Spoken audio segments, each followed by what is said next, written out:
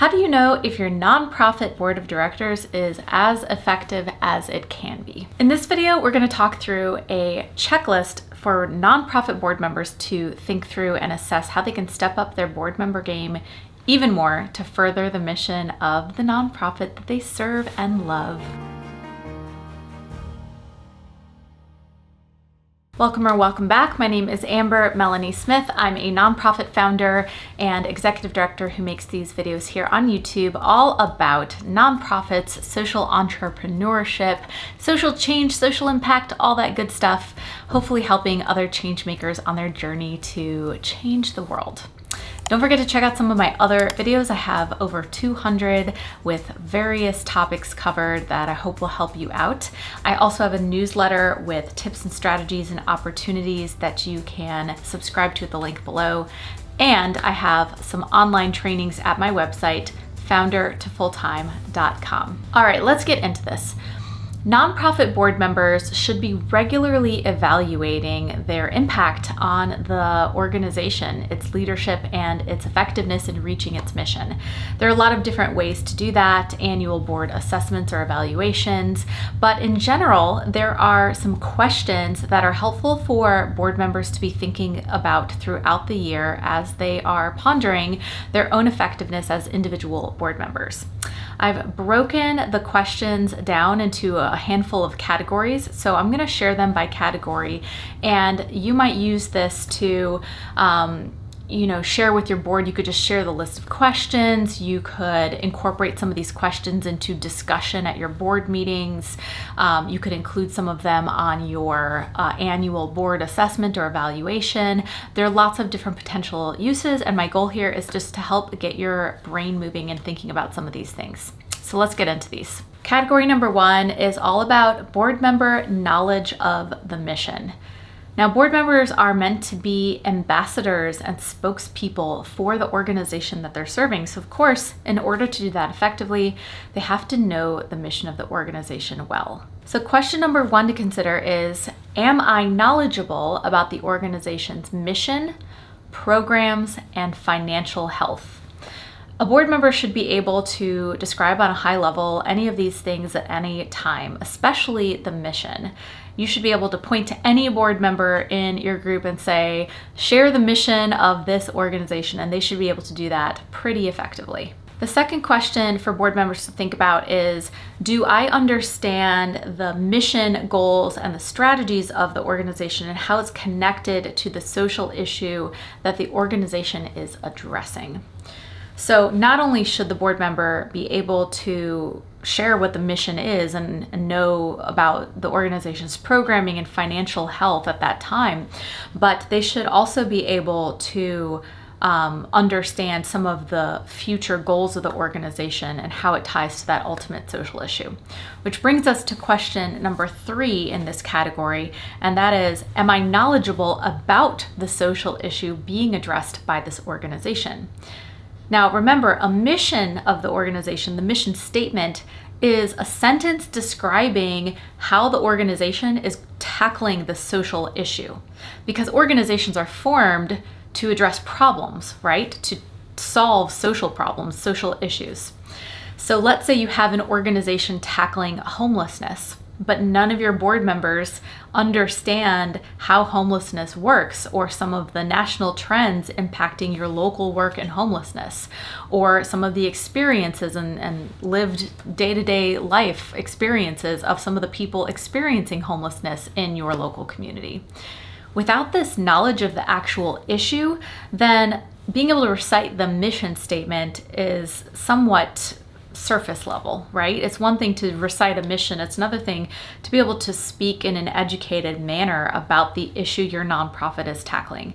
When armed with that education on the social issue, a board member could engage in really meaningful conversations with the public about this issue and be a true ambassador for the organization. Category two is knowledge of the organization's finances.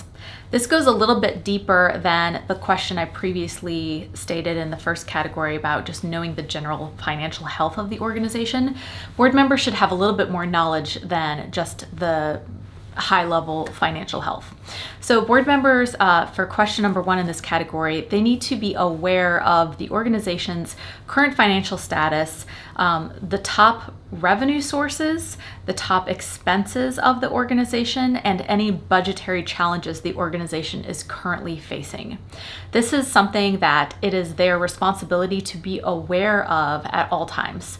And they would get this information through reports made by ideally your treasurer at board meetings, but if you have paid staff, your staff should be contributing to information to report to the board on that as well. I also find that it's really helpful for board members to understand especially the different revenue sources and funding sources that your organization gets, because that will help them be the best advocates for fundraising needs down the line too. If they understand that most of the organization's revenue comes from, for example, corporate sponsorships, then that might help them understand that they need to make connections to companies who could be future sponsors to the organization. Another question for a board member to ask themselves is, do I exercise appropriate levels of financial oversight for the organization?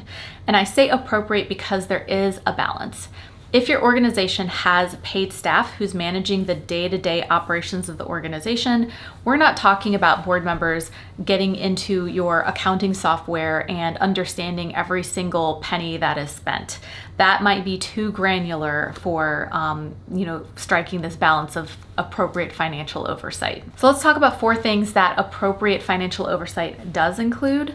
The first is that the board members participate in reviewing the draft budget every year, and it's typical for board members to vote on passing that budget for the next fiscal year for the organization. The second is reviewing the organization's financial statements regularly. I mentioned this earlier. This is something that would typically be presented by your board treasurer or financial officer to your board at regular board meetings. The third is ensuring that the organization has strong internal controls for accounting for the organization and establishing any other policies the organization might need to be financially sound. Something this might look like is a written procedure for how accounting should be handled. For example, 2 different people on your team need to see a check before that check is deposited, or be aware of an expense before money is spent. This provides like checks and balances. There's so much more to say about internal controls that I won't cover in this video, but the internet has a lot of great research on what that is for you as well if you are not familiar with the term. And then 4th is ensuring that any conflicts of interest that the board might have when it comes to the organization's finances are really clearly understood and avoided. For example, let's say a board member has a construction company and your nonprofit is considering hiring a construction company in order to build a building that it needs. Well, you can't just automatically give that project to the board member, because then the board member might personally financially benefit from that deal. Instead, you should have an ethical process where you're vetting multiple vendors for this service and you're comparing pricing and all that stuff. So that's an example of what would be considered an appropriate assessment of conflict of interest by your board. Category 3 in evaluating your effectiveness as a board member is how engaged are you in board activities? Question number 1 to ask yourself is, do you actively participate in board meetings and conversations at board meetings? Just simply participating is one way of being engaged and making sure that you understand everything going on.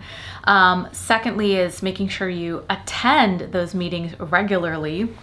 And when you do, arriving prepared with any materials that you needed to have read or digested in advance, or if you're a committee chair or officer of the organization, have you prepared materials in advance for that board meeting? Number 3 is part of that discussion thing, and that's, do I engage in discussions constructively and ask questions when needed? So not being shy if you don't understand something, making sure you're asking questions about it. Otherwise, you never know if you'll get the information that you need. 4th is, if you're serving on board committees, Are you fulfilling the expectations of the committee? Do you know what those expectations are? Do you clearly understand the goals of the committee and what you're supposed to be doing to move those goals forward as a committee member? And the fifth part of board engagement is, are you as a board member contributing to board diversity and inclusion, which can look like a lot of things, but a couple of examples means making sure that the board understands its gaps in skills and perspectives and backgrounds, and that the recruitment process for new board members includes opportunities to find people who can fill those gaps. Category number 4 is a big one, and it's all about board fundraising and outreach. This is a topic that can intimidate a lot of board members, but the fact is that fundraising is a key part of board leadership. After all, you've got to bring in the resources that make the organization run in partnership with any staff the organization might have. So question number 1 to ask yourself is, quite simply, are you contributing financially to the organization? What this looks like can vary. Some organizations have specific goals or requirements for board giving. Some are way more flexible. Some don't have contribution rules at all. What I would advise, regardless of if there's a minimum or not, is to think about what would be a meaningful contribution to you and make sure that you are donating personally to the organization you serve on. One of the reasons for this is if you need to go out and ask someone else to financially support the organization, it's a lot easier to do that if you can say, I'm also donating. Will you join me in donating to this organization? It's hard to ask someone for something that you're not willing to do yourself. The second question in this category is, do I contribute to fundraising efforts for the organization? Are you willing to help with fundraising activities? Now, a lot of people think this just means asking for money. That is part of it, but it's not the only part. Fundraising also includes outreach, going out and bringing new contacts into the organization, inviting people to volunteer, because people who volunteer are also more likely to donate financially, raising awareness, doing public speaking, showing up at networking events, being ambassadors for the organization. All of these feed into successful fundraising. So how are you as an individual board member contributing to the organization's fundraising success and building its potential donor base? Question number 3 is a spin-off of that second question, and that is, do I help in identifying and cultivating new donors for the organization? What that looks like is, who are you introducing to the organization who is part of your personal network? What friends or neighbors or coworkers or family members can you invite to learn more about the cause and consider in the future potentially giving to the organization? Building a network for the organization is a really important part to being able to raise the money needed to achieve your mission. And the fourth question is similar to what I mentioned before, and that is, are you an advocate for the organization? How this manifests is some of those things I was saying: going out into the public, being ambassador for the organization, speaking about the organization to groups and in meetings, going to networking events and sharing the organization with people, helping build positive relationships with some of the stakeholders that are connected to your organization, having coffee meetings with donors, all sorts of ways that you should have an ambassador hat on and be a spokesperson for the organization when you're out in public. Category 5 is all about having effective partnerships with the organization's staff.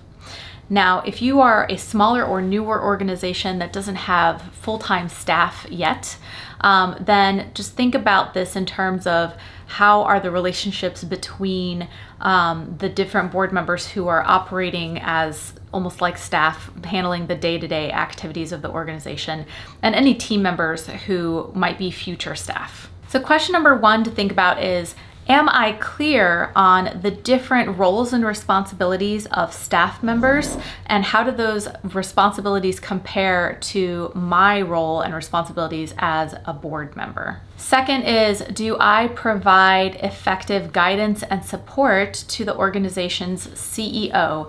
Another name for CEO might be executive director, and this is often the top paid staff person in the organization who's leading the charge. And I say guidance and support because it's really important to understand that the board's role is not to get in the weeds or micromanage this CEO or executive director, but instead ask the executive director, what do you need? How can we support you? And truly listen, and then see how you can fulfill those needs and share those needs with the rest of the board. The third question here is, am I available to provide mentorship and assistance when needed? This could come into play in a couple of different ways. It could mean mentorship or assistance to other organization staff. It could mean to other board members. For example, when you have brand new board members join, it can be helpful to have someone who knows the ropes and can show them around and answer questions about what it means to serve on the board, kind of like a buddy system. And question number 4 in this category is, can I effectively navigate and resolve any conflicts that arise between myself and other board members, myself and staff, etc.? This is really important. Boards are full of many different personalities, and sometimes there are disagreements, but that's healthy, and it's really important to be able to manage those situations with grace. Category 6, and the last category that I'm going to talk about in this video, is basically your knowledge of effective board leadership. Do you know and truly understand what is required to be an effective board leader legally and in a fiduciary sense outside of the rest of what we've already discussed? Number 1 is, am I aware of and committed to fulfilling the legal responsibilities of being a board member? It is a position of authority in a legal structure, a nonprofit, and there are rules that board members must follow ethically and by the law to make sure that the organization can stay intact and sustained effectively. So do you know what all those things are, and do you feel comfortable fulfilling them? Second is, do you actively pursue opportunities for growth and development as a board member? Do you assess your own board performance and consider where you might need some additional training or support to grow into your role? And third is, as a board member, are you fulfilling your fiduciary responsibilities? And there are several, but I'll talk about the 3 main ones that often come up. And that is a board member's duty of care, duty of loyalty, and duty of obedience. And here's what those 3 things mean. Duty of care is basically, are you doing your due diligence? Are you staying engaged in the organization? Are you exercising your care by actively participating in meetings and asking questions and making sure that you're really well informed about what's going on in the organization? Duty of loyalty is, as the name suggests, all about the board member's ability to act in the best interests of the organization. Are they able to put the organization first ahead of their own needs and potential conflicts of interest? Are they able to disclose any conflicts of interest concerns that they might have and make sure that they aren't participating in anything that could be a conflict? And duty of obedience is all about making sure, as an important leader of the organization, that you are making sure the organization adheres to all of the laws that it must adhere to, that it's following its own bylaws, that its actions align with its charitable status, mission status that they've reported to the IRS. Basically making sure the organization is following its mission and adhering to all the laws and policies set forth. That's quite a lot, but we've covered a lot of ground. And as a board member, if you can really honestly answer each of these questions, then you'll be in a really strong position to serve the organization in the best way you possibly can. Whether you're a board member or a staff person on an organization or a nonprofit founder, I'd love to hear from you. What are some other questions we didn't discuss here that board members might want to consider to measure their effectiveness and success as board members? Share those in the comments below. As I mentioned before, if you're starting a nonprofit or developing a sustainable fundraising plan, definitely check out my website, foundertofulltime.com, where I have some online trainings and resources for you. I also have my newsletter linked below this video. You can subscribe and opt out anytime. I share opportunities that come across my desk, tips, strategies, news, etc. that might help you in your change-making journey. And finally, I have a group on Facebook called Change the World or Bust. We have over 5,000 people in there making an impact and asking great questions along the way. Come on over and join us. That's all I have for you today. I'm Amber Melanie Smith, and I will see you next time. Bye.